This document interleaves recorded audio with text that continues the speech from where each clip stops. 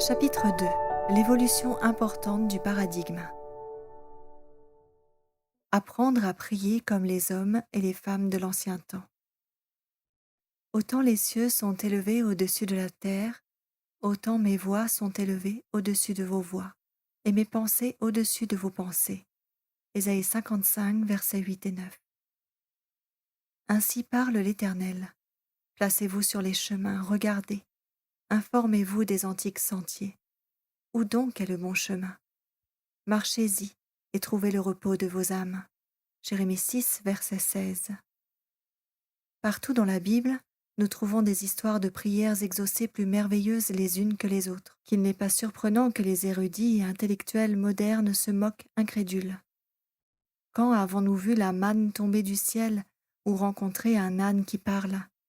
Quand avons-nous lutté avec un ange, vu une hache flotter à la surface d'un courant ou observé les morts revenir à la vie? Depuis quand les serviteurs de Dieu ont-ils été emmenés dans des chariots de feu? Si nous prenons le temps de parcourir les histoires des prières trouvées dans la Bible, nous découvrirons un fil conducteur étonnant.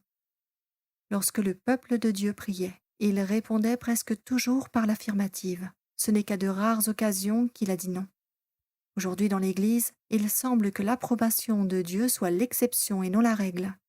Si Dieu dit oui à une prière, on s'enthousiasme tant qu'on en reparle pendant des semaines, voire des mois, parce que c'est si rare et spécial. Si Dieu disait oui si souvent aux époques de la Bible, qu'est-ce qui a changé aujourd'hui? Une grande part de ce problème aujourd'hui, c'est que nous approchons la parole de Dieu avec le doute. On ne peut pas prendre ces histoires de la Bible trop au sérieux parce que c'était des époques bibliques, tandis que maintenant, c'est différent. Dieu ne pourrait certainement pas faire de même aujourd'hui. Alors nous révisons les Écritures et les filtrons à travers notre réflexion contemporaine. Dieu a-t-il changé? Non, bien sûr que non, il ne change pas. Sa parole est tout aussi vraie aujourd'hui que lorsque ces événements merveilleux se sont produits. Le Dieu qui répondait à la prière aux époques bibliques est le même Dieu aujourd'hui. La Bible déclare clairement que nous servons un Dieu qui entend nos prières, ce qui devrait nous donner une grande confiance. Cependant, nous n'y croyons pas, bien trop souvent. C'est un réel problème, parce qu'avoir la certitude que Dieu entend réellement les prières et qu'il les répond est vital à notre réussite spirituelle aujourd'hui. L'un de mes versets préférés se trouve dans 1 Jean 5, versets 14 et 15. Voici l'assurance que nous avons auprès de lui. Si nous demandons quelque chose selon sa volonté, il nous écoute. Et si nous savons qu'il nous écoute, quoi que ce soit que nous demandions, nous savons que nous possédons ce que nous lui avons demandé. Dans ce verset, nous trouvons la clé à la prière exaucée. Demander selon la volonté de Dieu. Qu'est-ce que ça peut vouloir dire? En référence à ce passage, Ellen G. White a écrit « Nous devons demander ce qu'il a promis, et tout ce que nous recevons doit être utilisé pour accomplir sa volonté. » Lorsque les conditions sont réunies, la promesse de l'exaucement de la prière est sans équivoque. Lorsque vous lisez la Bible, vous découvrez rapidement un fil conducteur. Dieu est amour. Il recherche le salut des âmes, l'établissement et la construction de son royaume éternel où on ne verra plus aucun péché, ni de chagrin. Il ne désire pas choyer notre chair, ni nous faire prospérer de manière à ce que nous nous construisions notre salut. Ça serait contradictoire avec sa nature bienveillante. Mais si nous prions selon sa volonté et pour sa gloire, afin que l'œuvre avance et que davantage d'âmes soient sauvées, alors nous pouvons prier avec audace et assurance, même face aux impossibilités humaines. C'est très simple. Cependant, examinons ce concept plus en profondeur. Une nouvelle perspective sur les prières du type « si telle est ta volonté ». Il est dans nos habitudes de finir nos prières par « et nous demandons toutes ces choses selon ta volonté. Amen ». Il devrait en être ainsi parce que nous ne pouvons ordonner à Dieu de faire quoi que ce soit. Nous devons toujours prier dans une soumission humble à sa volonté. Que les hommes prient afin d'être dépouillés du moi, et qu'ils soient en harmonie avec le ciel, qu'ils prient en disant non pas ma volonté, mais que la tienne, ô Dieu, soit faite. Que les hommes gardent à l'esprit que les voies de Dieu ne sont pas les leurs, ni ses pensées les leurs. Pourtant, se pourrait-il que nous n'ayons pas complètement compris ce que Dieu veut nous apprendre par son invitation à « prier selon ma volonté » et ma réponse sera oui? Se pourrait-il que si telle est ta volonté, soit devenu un slogan lancé à la fin de nos prières au cas où les choses ne se déroulent pas comme nous l'espérions? La Bible a retenu la prière de Josué lorsqu'il ordonna au soleil de ne plus bouger. Soleil, tiens-toi immobile sur Gabaon, et toi lune, sur la vallée d'Ayalon. Josué 10, verset 12. N'aurait-il pas été plus sage de terminer son audacieuse prière par « Si telle est ta volonté, ô Dieu ». De cette manière, Josué aurait été protégé si le soleil n'avait pas obéi. Cependant, pour une certaine raison, il ne pria pas dans ce sens. Lorsque Josué pria pour que le soleil reste immobile, il savait déjà que c'était la volonté de Dieu, parce que Dieu lui avait promis que ses ennemis seraient renversés. Néanmoins, l'élément clé ici, c'est qu'il avait déjà passé beaucoup de temps à rechercher la volonté de Dieu avant de faire cette requête audacieuse. Ainsi, au lieu de rester assis dans un calme contentement, attendant la délivrance de Dieu, il se mit au travail et, ce faisant, il pria. Josué fit tout ce que l'énergie humaine pouvait faire, puis il implora le secours divin par la foi. Le secret de la réussite est l'union de la puissance divine avec l'effort humain.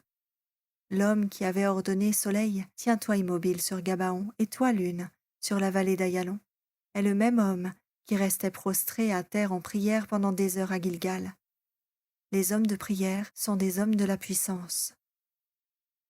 Pour prier avec l'assurance téméraire de Josué, il nous faut connaître la volonté de Dieu. Le seul moyen d'y arriver, c'est d'apprendre à le connaître personnellement à travers sa parole. Il ne s'agit pas de l'impulsivité dans la prière, mais plutôt d'être ancré bibliquement sur un fondement solide. En d'autres termes, nous prions en conformité avec la volonté de Dieu telle que révélée dans sa parole. Ellen G. White nous dit « L'homme qui œuvre selon le plan de Dieu priera ainsi. Que l'on sache ce jour dans mon travail pour l'humanité en souffrance qu'il existe un Dieu en Israël et que je suis ton serviteur. Que l'on voit que je travaille, non d'après ma propre envie ou sagesse, mais selon ta parole. » Lorsque l'homme se place dans cette position, il prend conscience de mener à bien le plan de Dieu, et que Dieu mène à bien son plan à travers lui. Il se retrouve en possession de la puissance divine qui ne connaît pas la défaite. Toute la puissance des puissances ennemies est sans plus d'importance que l'ivraie de l'air. Edward Barnes, célèbre pour sa vie de prière édifiante et pour avoir pratiqué ce qu'il prêchait, avait fait de la prière une priorité dans sa vie, de 4 heures à 7 heures du matin, pendant de nombreuses années. Puisque respirer est une réalité physique pour nous, la prière en était une pour Barnes. Il est l'auteur de multiples ouvrages sur la prière qui ont béni et influencé des milliers d'individus. Il a écrit « Le secret de la réussite du temps de prière réside dans le temps passé avec Dieu. La prière qui est ressentie comme une force puissante est l'arbitre ou le résultat immédiat de la longueur du temps passé avec Dieu.